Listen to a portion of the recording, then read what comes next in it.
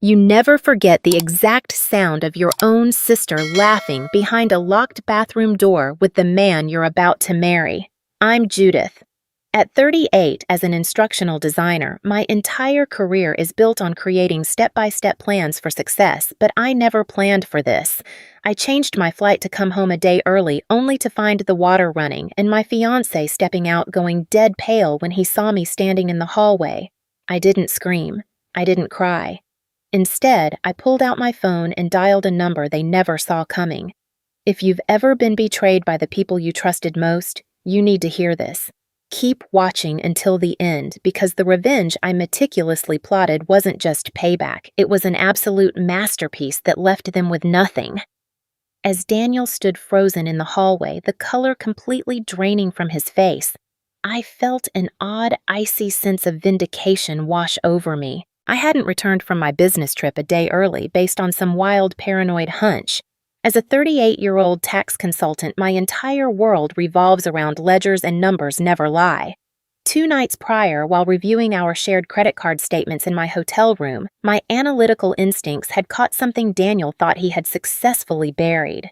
There were glaring discrepancies, expensive local restaurant charges, and luxury boutique purchases made exactly when he claimed to be swamped with paperwork at his downtown office.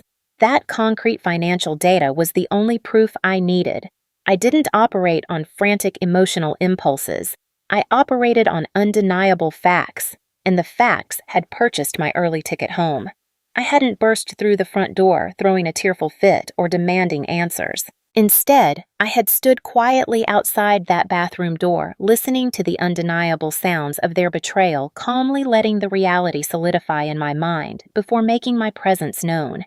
Now, looking at the man I was supposed to marry and the sister who shared my blood, I refused to give them the hysterical reaction they were bracing for.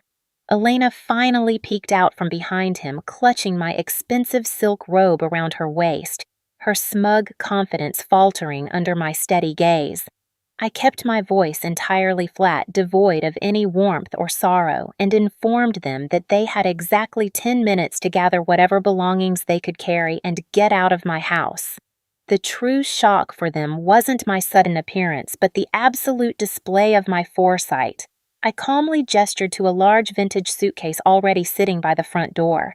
It wasn't filled with Daniel's clothes. It was packed entirely for Elena. For months, I had been silently observing her toxic behavior, methodically collecting every valuable item she had secretly borrowed or blatantly stolen from my closet over the years. Inside that heavy leather case was my missing cashmere sweater, the pearl earrings she swore she had never seen, and the designer handbag that had mysteriously vanished from my vanity. Handing her that suitcase turned a typical messy cheating discovery into a masterclass of premeditated boundary setting and psychological dominance. It proved I saw exactly who she was. I didn't come home early to cry over a broken heart. I came home to serve an eviction notice on a parasitic life. As the heavy front door finally clicked shut behind them, leaving the house bathed in a deafening silence, a profound clarity took hold of me. Elena's betrayal was not an isolated incident of fleeting passion, but the grand finale of a lifelong pattern of identity theft. Ever since childhood, our mother had constantly excused Elena's manipulative boundary-crossing behavior. "You are the strong one, Judith," my mother would always say, forcing me to compromise and shrink myself down so my sister could feel big. Elena didn't just want my fiancé. She maliciously wanted to steal my successful life, my financial stability, and the hard-earned status I had built from the ground up. That realization immediately shifted my mindset from a betrayed partner to a forensic auditor. I marched straight to my home office, booted up my laptop, and began a ruthless dive into my own financial infrastructure. Utilizing my professional expertise, it didn't take long to uncover the true depth of their treachery. A massive fraudulent loan had been taken out in my name just days before my trip. I fiercely scrutinized the digital metadata on the approval documents and zoomed in on the forged signature.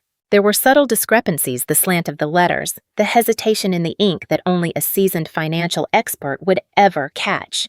Elena and Daniel had colluded to secure this money, officially upgrading their betrayal from a sleazy romantic affair to a documented severe federal crime. Needing to understand the exact mechanics of the monster I was up against, I tracked down Rachel, a former friend whose own engagement had been mysteriously destroyed by Elena years ago. When I called Rachel, she didn't just offer sympathy. She confirmed Elena's sociopathic tendencies, revealing how my sister systematically targeted and isolated successful women, specifically to steal their partners and absorb their lives.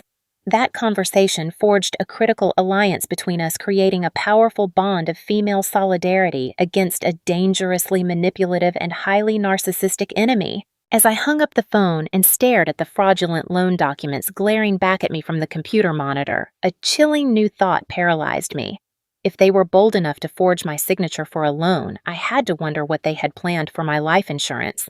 That chilling thought about my life insurance propelled me deeper into the labyrinth of my own digital archives. By 3 a.m, the harsh glow of the monitor illuminated a reality far more sinister than a mere stolen romance. I discovered that my legal will and my comprehensive corporate life insurance policies had been secretly and expertly altered just weeks before naming Daniel as the sole primary beneficiary in the event of my unexpected passing. Recognizing the severe immediate threat to my physical safety, I knew I had to play along and pretend I was completely oblivious to their ultimate endgame. Using every ounce of my professional tax and financial knowledge, I spent the next week quietly creating a complex, perfectly legal decoy structure.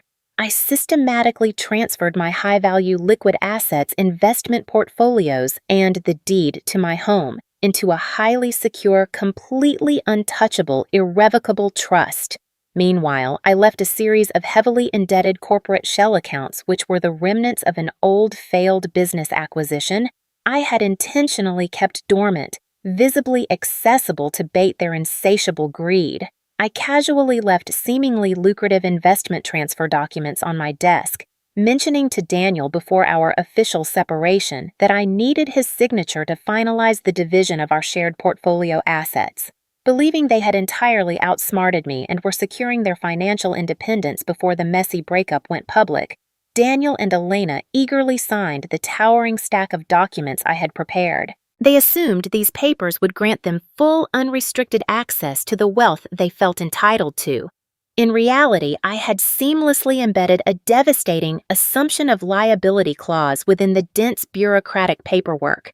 Because of their desperate greed and overwhelming arrogance, they entirely failed to read the fine print legally binding themselves to the massive compounding corporate tax debts that I had brilliantly orchestrated.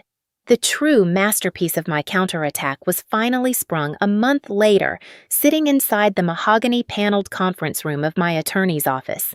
Daniel and Elena arrived wearing smug, confident expressions, expecting a lucrative settlement payout to make them go away quietly. Instead of a check, my lawyer and I slid a thick black folder across the polished table. I watched the color drain from their faces once again as I revealed the undeniable hard proof of their forged signatures, the altered digital metadata from my will, and the documented timeline of their fraudulent loan activities. Then I presented the finalized, legally binding documents they had so eagerly signed in my living room, proving beyond a shadow of a doubt that they now personally owed hundreds of thousands of dollars in corporate debt. They were completely cornered, not by dramatic violence or emotional screaming, but by airtight, inescapable legal and financial documentation that left them utterly speechless and gasping for air.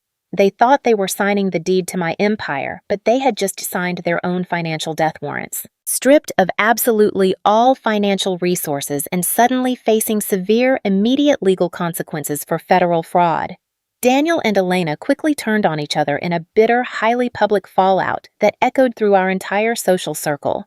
Elena was left completely drowning in insurmountable debt, frantically trying to evade creditors, while Daniel lost his prestigious professional reputation and his license, entirely rendering him unemployable in the financial sector.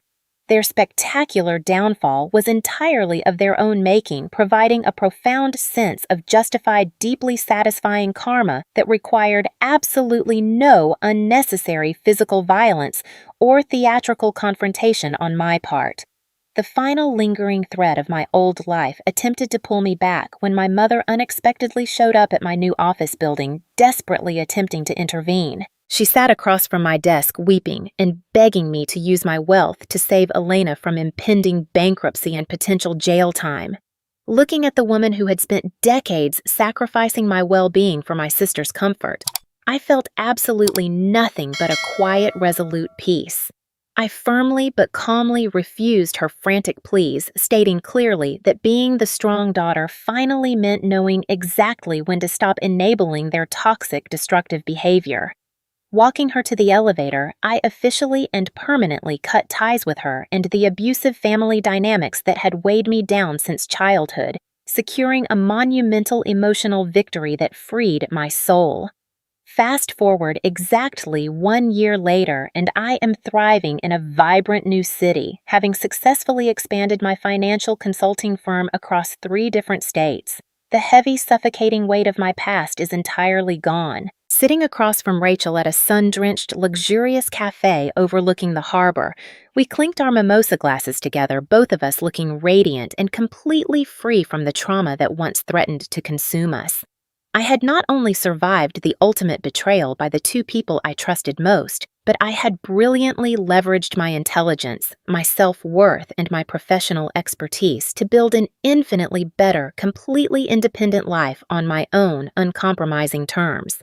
I didn't just survive the fire they set because I used it to forge an unbreakable new life. Thank you so much for joining me today to hear Judith's incredible journey of reclaiming her power and outsmarting the people who tried to destroy her life. If her story of strength and ultimate justice resonated with you, please take a moment to subscribe to the channel so we can continue sharing these empowering experiences. I would absolutely love to hear your thoughts on how she handled this devastating betrayal. Would you have stayed as calm as Judith, or would you have confronted them differently? Please share your wisdom in the comments below because your perspective makes our community special.